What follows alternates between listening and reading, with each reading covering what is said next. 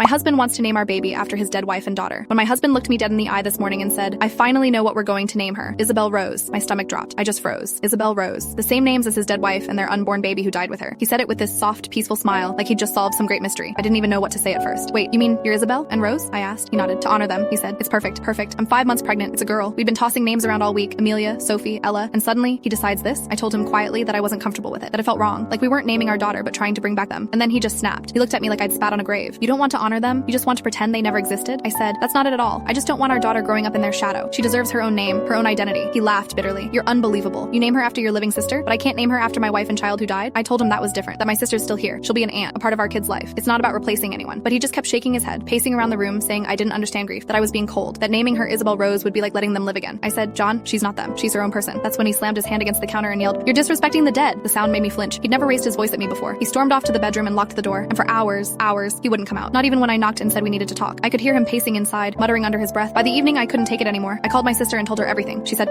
Allie, that's not normal. He's not grieving. He's obsessing. But then she hesitated. Still, if you push too hard, you might spiral. I didn't sleep that night. Every time I closed my eyes, I imagined holding my baby and hearing him call her Isabel Rose, like she was some ghost he'd been waiting to resurrect. The next morning, I found him at the table scrolling on his phone. He looked exhausted, but calm. I tried again. Can we please talk? He sighed. There's nothing to talk about. I already told Isabel's parents. They're thrilled. I blinked. You told them? He looked up, annoyed. Of course I did. They said it would mean the world to them. My phone buzzed that night. Facebook messages from people I didn't even know. Please, one read, name her Isabel Rose. It's the only piece of our family we have left. Another said, she'd be so proud of you for carrying her name. My hands were shaking. He'd actually told them. He'd made me the villain, the heartless new wife refusing to honor the saintly dead woman. I felt sick. When he came into the room, I showed him the messages. You told them to message me? He didn't answer. John, you can't do this, I said, my voice breaking. You can't make me the villain because I don't want to name our baby after your dead wife. He slammed his phone down. She's my baby too. She's ours, I yelled. And she deserves her own name. There was this horrible silence. Then he whispered, you'll never understand. You'll never love me the way she did. That one hit hard. He walked out, slammed the door behind him, and I just stood there, shaking, staring at the ultrasound photo on the fridge, her tiny hands, her little nose, and under it, a sticky note he'd written days ago, before all this. It said, can't wait to meet you, Peanut. I ripped it off and threw it in the trash. Then I grabbed a pen and wrote a new one. Can't wait to meet you, Emma. That's her name now. And if he doesn't like it, he can go live with Isabel.